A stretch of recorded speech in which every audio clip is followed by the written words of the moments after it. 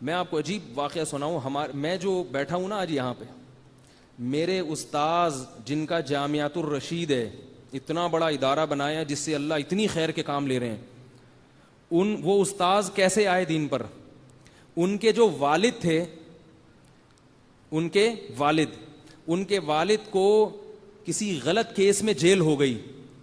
ہوتا ہے نا, کیس ہوتا ہے تو جب تک ثبوت ہو نہ ہو گورنمنٹ اٹھا کے جیل میں ڈال دیتی. وہ بری ہو گئے اس سے الحمدللہ, لیکن جب تک کیس چلا تو وہ جیل ہو گئی. جب جیل میں گئے ہیں, یہ بہت پرانی بات ہے, ان کے والد صاحب کا بھی انتقال ہو گیا, تو وہ جب جیل میں گئے ہیں تو جیل میں ایک ڈاکو ملا. وہ ڈاکو تبلیغی جماعت کے جو امیر تھے حضرت مولانا الیاس رحمۃ اللہ علیہ, ان کی صحبت اٹھائی ہوئی تھی اس ڈاکو نے.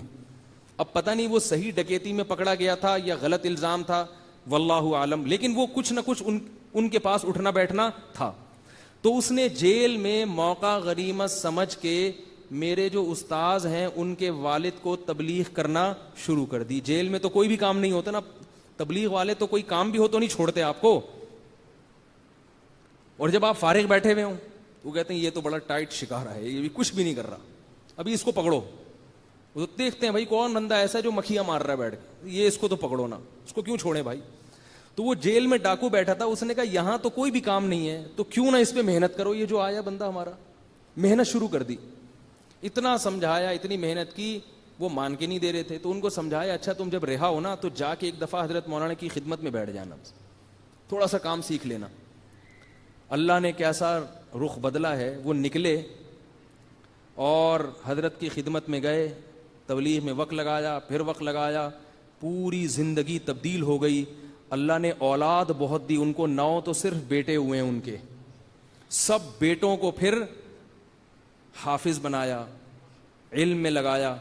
تو ان کے جو دوسرے نمبر والے بیٹے تھے نا, انہوں نے علم میں اتنی ترقی کی کہ وہ پورے پاکستان میں وفاق المدارس میں ٹاپ کیا انہوں نے. کیوں؟ اس لیے کہ باپ کا تبلیغ میں وقت لگا تھا. اور لگایا کس نے؟ وہ جو جیل میں ڈاکو تھا اس نے نصیحت کی. میں حقیقت میں تھا یا نہیں تھا میں الزام نہیں لگا رہا, ہو سکتا ہے نہ ہو, لیکن کیس اس پر یہ تھا کہ ڈکیتی ہے. تو اب نتیجہ کیا نکلا, جب تبدیل ہوئے تو بیٹے نے اتنی ترقی کی, پھر ہمارے حضرت مفتی رشید احمد صاحب کے پاس آئے, پھر ہوتے ہوتے ہوتے آج کتنا بڑا ادارہ. حضرت مفتی محمد تقی عثمانی صاحب ان کی تعریف کرتے ہیں, وہ جب وہ بلاتے ہیں تو وہ آتے ہیں وہاں پہ, اور ان کے ہی فیض ہے کہ میں یہاں بیٹھا ہوا ہوں ممبر پہ بات کر رہا ہوں آپ کے سامنے. تو یہ سارا کریڈٹ کس کو جاتا ہے؟ وہ جو 3-4 دن کی محنت جیل میں ایک ڈاکو نے کی, اس کو پتہ بھی نہیں ہے, نہ اس کے بچوں کو پتا ہے کہ ہمارے ابا کیا. وہ تو یہ سمجھ رہا ہوگا میں نے سروزہ لگوا دیا, ختم ہو گئے, میں لگا لیا ہوگا سروزہ نے. اب کون, اس وقت فون تو تھا نہیں, ٹیلی فون. وہ اپنے گھر چلا گیا, یہ اپنے گھر چلے گئے. لیکن وہ قیامت کے دن دیکھے گا کہ جامعۃ الرشید بھی اس کے نامہ اعمال میں, بولو بھائی, لکھا ہوا ہوگا.